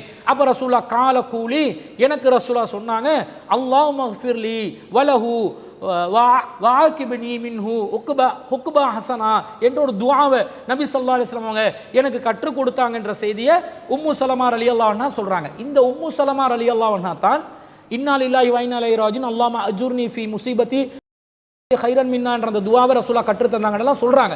அதாவது நாங்களே இறைவனுக்குரியவன், நாங்கள் அல்லாஹ்வை நோக்கி தான் திரும்பி செல்கிறோம், அல்லாஹ் இந்த முசீபத்துக்கு எனக்கு கூலியை வழங்கட்டும், எனக்கு இதை விட சிறந்த ஒரு பகரமான ஒரு நிலையை ஏற்படுத்தட்டும் என்ற துஆவை சொல்லி கொடுத்ததா வருது. இந்த உம்மு சலமா ரலியல்லாஹு அன்ஹா தன்னுடைய கணவன் அபூ சலமா அவர்கள் மரணித்ததை ரசூலாவை வெளியில வந்து சந்திச்சு தானே சொல்றாங்க. அபூ சலமா அவர்கள் மரணித்த செய்தியை அவங்க தானே ரசூலாவுக்கு வந்து சொல்றாங்க. அப்ப கணவன் மௌத்தா போன உடனே வீட்டை விட்டு வெளியவே வரக்கூடாது, பெண்கள் வீட்டுக்குள்ளே கிடக்கணும் என்பது சட்டமாக இருந்தா உம்மு சலமா ரலியல்லாஹு அன்ஹா வெளியே வந்ததை நபி ஸல்லல்லாஹு அலைஹி வஸல்லம் அவர்கள் அங்கீகரித்து இருப்பார்களா? மாப்பிள்ளை மௌத்தா போனா நீ ஒரு தூது செய்தியை சொல்லியிருக்கலாமா இல்லையா? யாருக்கிட்ட சரி தகவலை சொல்லி அனுப்பியிருக்கலாமா இல்லையா? நீ எப்படி இத்தா நேரத்தில் வெளியே வரலாம் என்று ரசூலா கண்டித்து இருப்பார்களா இல்லையா? அப்படி கண்டிக்கவில்லை. இதற்கு மாற்றமாக ரசூலா துஆவை சொல்லி கொடுக்குறாங்க. இந்த மாதிரி துஆ சொல்லுங்க, இன்னா லில்லாஹி வ இன்னா இலைஹி ராஜிஊன் சொல்லுங்க, அல்லாஹும்ம அஜுர்னி ஃபீ முஸீபத்தி சொல்லுங்க. இந்த மாதிரி அபூ சலமாவை அல்லாஹ் மஃபிர்லி வலஹு வ ஆக்கிபினி என்ற அந்த துஆவை சொல்லுங்க என்று ரசூலா துஆவை சொல்லி கொடுக்குறாங்கண்டா, இத்தல இருக்கிற பெண்கள் தேவைக்கு அல்லாஹ்வின் தூதரை சந்திக்கிறதுக்கு வெளியே வராங்க, அதுக்கு மார்க்கத்தில் அனுமதி உண்டு என்று தானே அர்த்தம். இதை பார்க்கிறோம். அது மாத்திரம் அல்லாமல் நபிகள் நாயகம் ஸல்லல்லாஹு அலைஹி வஸல்லம் அவருடைய காலத்தில் ஒரு பெண்மணி விவாகரத்து செய்யப்படுறாங்க. யார் இந்த செய்தியை சொல்கிறாங்கன்னா, ஜாபிர் இப்னு அப்துல்லாஹ் ரலியல்லாஹு அன்ஹு சொல்கிறாங்க, துல்லிகத் ஹாலதி, என் தாயின் சகோதரி சாட்சி விவாகரத்து செய்யப்பட்டார்கள். ஃபஅராதத் அன் தஜுத்த நஹ்லஹா ஃபஸஜரஹா ரஜுலுன் அன் தஹ்ருஜ, அவங்க அந்த இத்தா காலத்தில் பேரிச்சம் மரத்தின் கனிகளை பறிப்பதற்கு விரும்பினார்கள். ஆனால் அந்த தருணத்திலே அவர்கள் வெளியே செல்லக்கூடாது என்று ஒருவர் தடுக்கிறார்கள். அந்த நேரத்தில் அவங்க ரசூலா கிட்ட வராங்க. ஃபஅத்தத்தின் நபிய ஸல்லல்லாஹு அலைஹி வஸல்லம், ரசூல் ஸல்லல்லாஹு அலைஹி வஸல்லம் அவர்களிடம் அவர்கள் வருகிறார்கள். ஃபகால, ரசூல்லாவிடம் சொல்கிறார்கள், இப்படி இப்படி இப்படி எனக்கு தேவை இருக்குது, இந்த மனிதர் என்ன வெளியே போகிறதுக்கு தடுக்கிறார், நான் தலாக் செய்யப்பட்ட நிலையில் இத்தால இருக்கிறதுனால வீட்டுக்குள்ளே கிடக்கணும் என்றார், இது சரியான்னு கேட்ட நேரத்தில் ரசூலா சொல்கிறாங்க, பலா, ஆமாம், நீங்கள் என்ன செய்யலாம், ஃபஜுத்தி நஹ்லகி, நீங்கள் தாராளமாக வெளியே போகலாம். நீங்கள் வெளியே போய் நீங்கள் உங்களுக்கு தேவையான பேரித்த பழங்களை நீங்கள் பறித்து கொள்ளலாம். ஃபஇன்னகி அஸா அன் தஸத்தகி அவ் தஃஅலி மஅரூஃபா, நீங்கள் இதன் மூலம் சதகா செய்வதற்குரிய ஒரு பணத்தை சம்பாதிக்கலாம், அல்லது ஏதாவது ஒரு நல்ல காரியத்தை செய்யலாம். தாராளமாக நீங்கள் உங்களுடைய வேலைக்காக வேண்டி பேரித்தம் பழங்களை பறிப்பதற்காக வேண்டி வெளியே செல்லலாம் என்ற செய்தியை ஜாபிர் இப்னு அப்துல்லா ரலியல்லாஹு அன்ஹு அவர்கள் அறிவிக்கிறார்கள். சஹீஹ் முஸ்லிமில் 2972 செய்தியாக வருது. அப்போ இத்தால இருக்கிற பெண்கள் தேவைக்கு வெளியே போகலாமா இல்லையா? விவாகரத்து செய்யப்பட்ட பெண்ணாக இருந்தாலும் சரி, கணவனை இழந்த பெண்ணாக இருந்தாலும் சரி, அவங்க தேவைக்கு வெளியே போகலாம். தேவைக்கு வெளியே போகிறதா இருந்தால் தனக்கு தேவைன்னு சொல்லி சாதாரண நேரத்தில் கூட தேவைக்கு பெண்கள் வெளியே போகலாம். ஊர் சுற்றி வாரது, அனாச்சாரங்களில் பங்கு பெறுறது, மார்க்க விரோதமான காரியங்களில் ஈடுபடுற இது போன்ற காரியங்களை சாதாரண நேரத்திலையும் செய்ய முடியாது, இத்தா நேரத்திலையும் செய்ய முடியாது. சாதாரண நேரத்திலையும் தேவைக்கு வெளியே வரலாம், இத்தா நேரத்திலையும் தேவைக்கு வெளியே வரலாம். அதே போன்று ஆண்களோட பேசவே கூடாது, அவங்க ஆண்களோடு எந்த விதமான ஒரு பேச்சுவார்த்தையும் நடத்தவே கூடாது என்ற மாதிரி ஒரு தகவலை சொல்கிறாங்க. அந்த மாதிரி ஒரு மார்க்கத்தில் கட்டளை இருக்கிறதான்னு கேட்டால் அப்படி ஒரு கட்டளை இல்லை. ஏனென்றால் நாங்கள் ஏற்கனவே குறிப்பிட்ட சூரத்துல் பக்கரால 235வது வசனத்தில் இத்தால இருக்கக்கூடிய பெண்கள் ஆண்களோடு நேரடியாக திருமண பேச்சுவார்த்தை நடத்தாமல் சாடமாடையாக ஆண்களோட பேசுகிறத மார்க்கம் தடுக்கல் என்று சொல்வதை நாங்கள் ஏற்கனவே பார்த்துருக்கிறோம். அது இத்தால இருக்கிற பெண்கள் அந்நிய ஆண்களோட தேவைக்கு பேசுகிறத அனுமதிக்கக்கூடிய விதத்தில் இருக்குது. அதே மாதிரி இந்த அபூ சலமா ரலியல்லாஹு அன்ஹு அவங்களுடைய அந்த செய்தியில் கூட அபூ சலமா ரலியல்லாஹு அன்ஹு அவர்கள் மரணித்த செய்தியை உம்மு சலமா ரலியல்லாஹு அன்ஹு அவர்கள் சொன்ன விஷயத்தில் கூட ரசூலாவோட தானே அவங்க வந்து பேசுகிறாங்க. அப்போ ரசூலாவோட வந்து பேசினாங்கன்ற என்ன அர்த்தம்? ரசூலா அந்நிய ஆண் தானே அவங்களுக்கு. அதனால தானே பிறகு ரசூலாவே உம்மு சலமா ரலியல்லாஹு அன்ஹா அவர்களுக்கு கணவனாக மாறுகிறார்கள். அப்போ அந்நிய ஆணாக இருந்து அல்லாஹ்வின் தூதர் ஸல்லல்லாஹு அலைஹி வஸல்லம் அவர்களோடு உம்மு சலமா ரலியல்லாஹு அன்ஹா அவர்கள் இதா நேரத்தில் வீட்டிலிருந்து வெளியே வந்து பேசினாங்கன்றதை பார்க்குறோம். இது சஹீஹ் முஸ்லிமில் 1527 ஏற்கனவே நாங்கள் பார்த்த செய்தி. அதே போன்று ஒருவர் மரணித்த நேரத்தில் கவலையை வெளிப்படுத்துறதுக்காக 3 நாள் இதா இருக்கலாம் தானே, துக்கம் அனுஷ்டிக்கலாம் தானே. இந்த மாதிரி நிலையில் ஒரு பெண் அலங்காரத்தை வெளிப்படுத்தாமல் இருக்கிற நேரத்தில், அதாவது ஜாஃபர் ரலியல்லாஹு அன்ஹு அவர்கள் ஷஹீதாக்கப்பட்ட நேரத்தில் 3ஆம் நாளில் ரசூல் ஸல்லல்லாஹு அலைஹி வஸல்லம் அவங்களோட வீட்டுக்கு போகிறாங்க. தஹல அலைய ரசூலுல்லாஹி ஸல்லல்லாஹு அலைஹி வஸல்லம் யௌம சாலிஸ, ரசூலா 3வது நாள் எங்களோட வீட்டுக்கு வந்தாங்க. மின் கத்லி ஜாஃபர் ரலியல்லாஹு அன்ஹு அவர்கள் மரணித்த பிறகு ஃபகால, ரசூலா எனக்கு சொன்னாங்க, லா தஹித்தி பாத யௌமிக ஹாதா, இன்னைக்கு பிறகு நீங்கள் இந்த துக்கம் அனுஷ்டிக்கிற மாதிரி இருக்க வேண்டிய அவசியம் இல்லை, சாதாரண நிலையில் நீங்கள் இருக்கலாம் என்று சொல்வதற்கு என்னிடம் அல்லாஹ்வின் தூதர் ஸல்லல்லாஹு அலைஹி வஸல்லம் அவர்கள் வந்தார்கள் என்ற செய்தியை அஹ்மதுல 25836வது செய்தியாக பார்க்குறோம். இந்த செய்தியை அஸ்மா பின்த் உமைஸ் ரலியல்லாஹு அன்ஹா அவர்கள் தான் அறிவிக்கிறாங்க. ரசூல்லா என்னிடம் 3 நாட்களுக்கு பிறகு அதுக்கு மேலே துக்கம் அனுஷ்டிக்க தேவையில்லைன்னு சொல்கிறதுக்காகவே என்ன நோக்கி வந்து பேசிட்டு போனாங்க. அப்போ 3 நாள் இதாக இருக்கக்கூடிய ஒரு சூழ்நிலை ஒன்று இருக்குது. அந்த நிலையாக இருந்தாலும் சரி, 3 மாதவிடாய் காலம் இதாக இருக்கிற சூழ்நிலையாக இருந்தாலும் சரி, 4 மாதம் 10 நாள் இருக்கக்கூடிய சூழ்நிலையாக இருந்தாலும் சரி, அந்நிய ஆண்களோட தேவைக்கு பேசலாம், அவங்கள சந்திக்கலாம், வீட்டை விட்டு வெளியே வரலாம், திருமண பேச்சுவார்த்தை நேரடியாக நடத்தாமல் மறைமுகமாக செய்யலாம், உழைப்பதற்காக வெளியே செல்லலாம். இதெல்லாம் சாதாரண நேரத்தில் பெண்கள் கடைப்பிடிக்க வேண்டிய அதே சிஸ்டத்தை தான் இத்தாலையும் செய்யணும் என்றதை இஸ்லாம் சொல்வதிலிருந்து பெண்கள் வந்து அவசியமில்லாத விதிமுறைகளுக்கு உட்படுத்தப்பட வேண்டிய தேவையில்லை, அது பெண்களுக்கு செய்யப்படுகின்ற ஒரு கொடுமையாகத்தான் இஸ்லாம் பார்க்கிறது. அந்த விஷயத்தை கவனத்தில் எடுக்கணும். அதே நேரத்தில் இன்னொரு முக்கியமான விஷயம், தலாக் செய்யப்பட்ட பெண்ணாக இருந்தால் அவங்க இதா இருக்கும்போது அவங்க எங்கே இதா இருக்கணும்டா, கணவனோடு வாழ்ந்தாங்களே அந்த வீட்டிலே தான் இதா இருக்கணும். வீட்டை விட்டு வெளியே தேவைக்கு வரலாம், ஆனால் அவங்களோட இருப்பிடமாக அவங்க தங்குமிடமாக எது இருக்கணும்டா, தலாக் செய்யப்பட்ட பெண்கள் இதா கடைபிடிக்கும் போது தலாக் செஞ்ச அந்த கணவனுடைய வீட்டிலே தான் இருக்கணும் என்றதை அல்லாஹ் 65வது அத்தியாயத்தில் 1வது வசனத்தில் சொல்கிறான், யா யுவன் நபியு இதா தல்லக்துமுன் நிசா நபியே நீங்கள் வந்து பெண்களை விவாகரத்து செய்கிறதா இருந்தால் ஃபத்தல்லி கூஹுன்னல் இத்தத்திஹின்ன, அவங்களோட இத்தா டைமுக்கு நீங்கள் தலாக் சொல்லுங்கள். அசுல் இத்தத்தை, இத்தாவை வந்து அவங்க கடைப்பிடிக்கட்டும். வத்தக்குல்லாஹ, அல்லாவை அஞ்சட்டும். நீங்கள் இத்தாவை ஒழுங்காக அவர்கள் இத்தாவை சரியாக கடைப்பிடிக்கட்டும், கணக்கிட்டு கொள்ளட்டும், அல்லாவை அஞ்சு கொள்ளட்டும். வத்தக்குல்லாஹ ரப்பக்கும், உங்கள் இறைவனாகி அல்லாவை அஞ்சு கொள்ளட்டும். எப்படி அஞ்ச வேண்டும் என்றால், லா துஹ்ரிஜூஹுன்ன மின் புயூத்திஹின்ன, அவர்களை பெண்களை விவாகரத்து செய்யப்பட்ட பெண்களை விரட்டிவிடக் கூடாது. வலா யஹ்ருஜ்ன இல்லா யஅதீன பிஃபாஹிஷத்தின் முபையினா, அவர்களும் வெளியேறக்கூடாது அவர்கள் தெல்ல தெளிவான மானக்கேடான காரியத்தில் ஈடுபட்டாலே தவிர. இத்தா நேரத்திலையும் வேறொருத்தனோட தொடர்பாகி விபச்சாரத்தில் ஈடுபட்டு அனாச்சாரத்தில் ஈடுபட்டு கையும் களவுமாக மாட்டிக்கொண்டு அப்போ விரட்டி விடணுமே தவிர, அப்படி இல்லாமல் கணவன் விரட்டவும் கூடாது, அவர்களாக தானா விரும்பி பெண்கள் வெளியேறவும் கூடாது என்றெல்லாம் சொல்வதிலிருந்து, இத்தா இருக்கக்கூடிய கணவனை விவாகரத்து செய்யப்பட்ட பெண்கள் கணவன் வாழ்ந்த அதே வீட்டில் இருக்கணும், அவங்களோட இத்தா பீரியட் முடியும் வரைக்கும். அதற்கு பிறகு அவங்க நிரந்தர இருப்பிடமாக வேற இருப்பிடத்தை அமைச்சு கொள்ளலாம். ஆனால் இந்த பெண்கள் கூட, விவாகரத்து செய்யப்பட்ட பெண்கள் கூட தேவைக்கு வெளியே வரலாம். இருப்பிடத்தை கணவன் இடமா வச்சுக்கொள்ளணுமே தவிர தேவைக்கு வெளியே வரலாம். கணவனை இழந்த பெண்களாக இருந்தால் அவங்க இத்தா பீரியட்ல வெளியே வரலாம், அவங்கள தேவைக்கு வெளியே போகலாம். இருப்பிடமும் கணவனுடைய வீடு தான் இருக்கணும் என்ற எந்த சட்டமும் இல்லை என்பதுதான் மொத்தமாக இத்தா சம்பந்தப்பட்ட சட்டம் என்பதை நாங்கள் விளங்கிக் கொள்ள வேண்டும். கேள்வி கேட்ட சகோதரிக்கு இதை பதிலாக நாங்கள் பதிவு செய்து கொள்கிறோம். அடுத்ததாக என்ன கேட்குறாங்கண்டா, கொக்கோ பேமெண்ட் இஸ்லாத்தில் அனுமதிக்கப்பட்டதா என்று கொழும்பை சேர்ந்த சகோதரி ருஸ்னா அவர்கள் கேட்குறாங்க. அதாவது இந்த கொக்கோ என்ற பேரில் ஒரு ஆப்பு இருக்குது, மின் பே, இன்னும் பல பேர்களில் ஆப்புகள் இருக்குது. அந்த ஆப்புகளை பயன்படுத்தி நாம் செலுத்த வேண்டிய கட்டணங்களை செலுத்துவதற்காக அந்த ஆப் மூலமாக நாங்கள் அதை செலுத்தலாமா, அதை பயன்படுத்தி கொள்ளலாமா என்பதுதான் கேள்வி.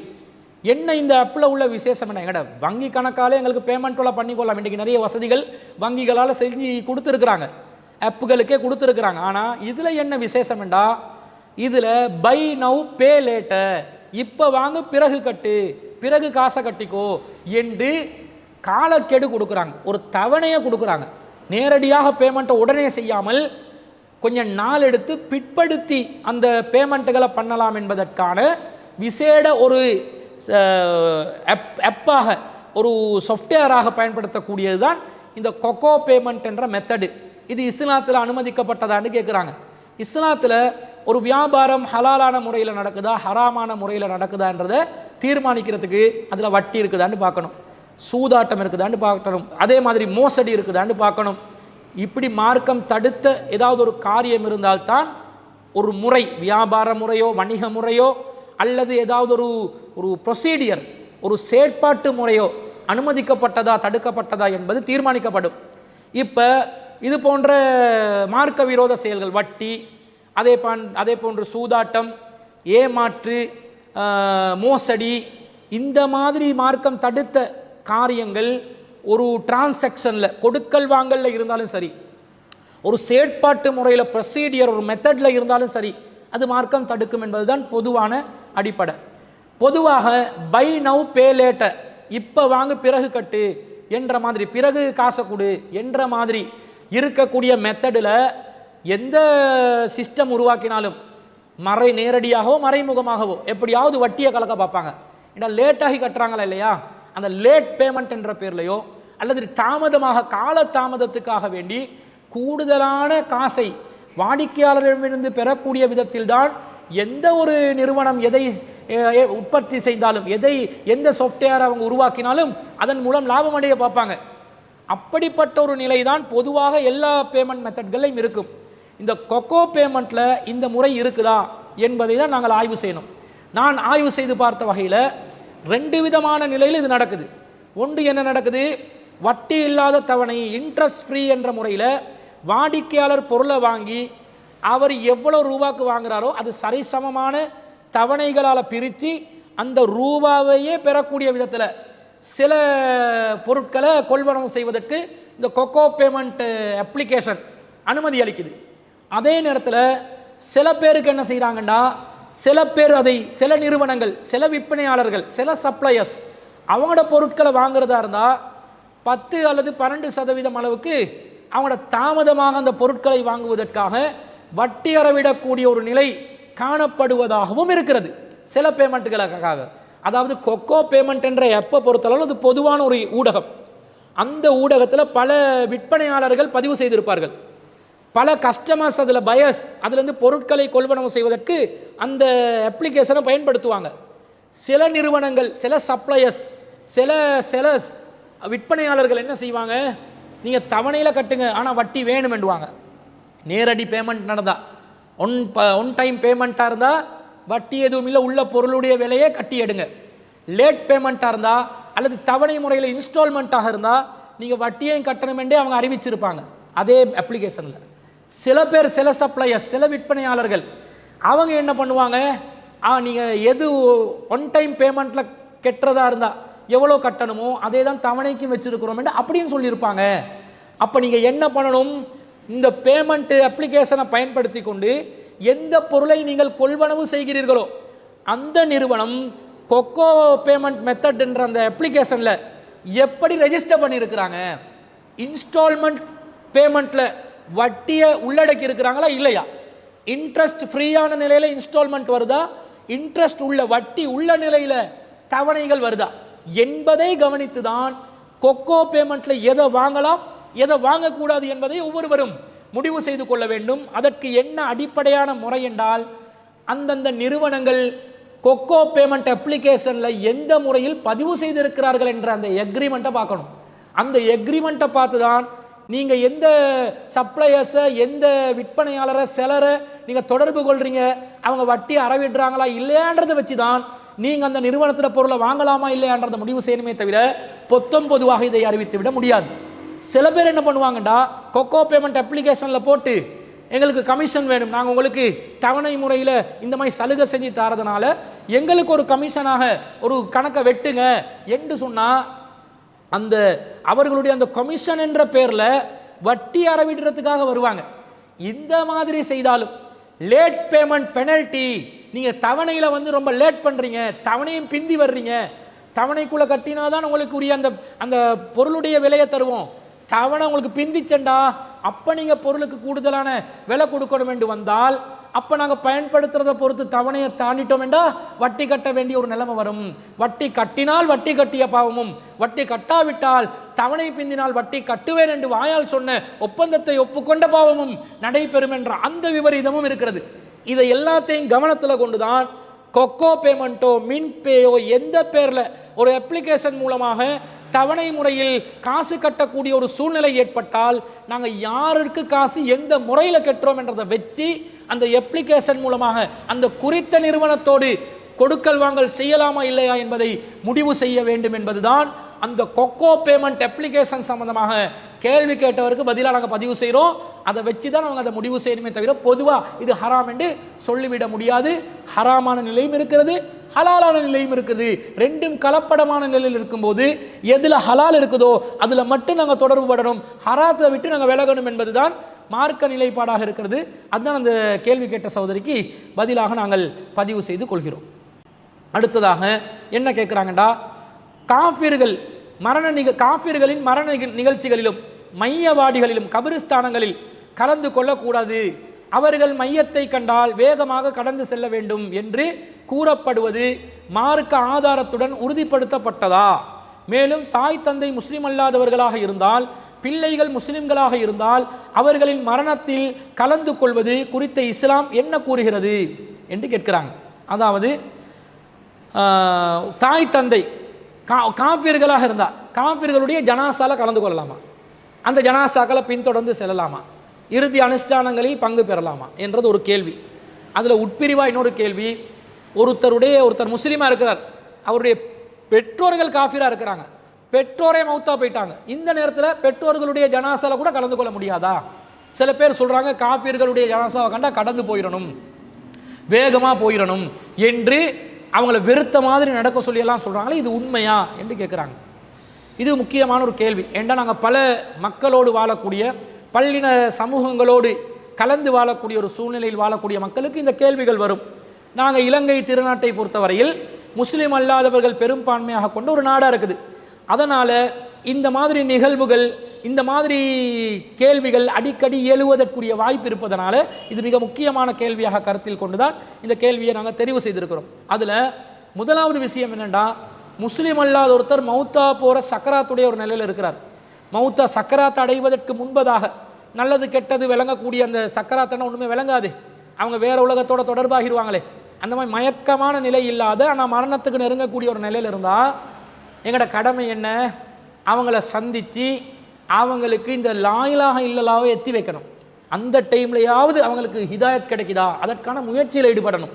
இதுதான் முஸ்லிம்கள் மீது சுமத்தப்பட்ட முதலாவது கடமை.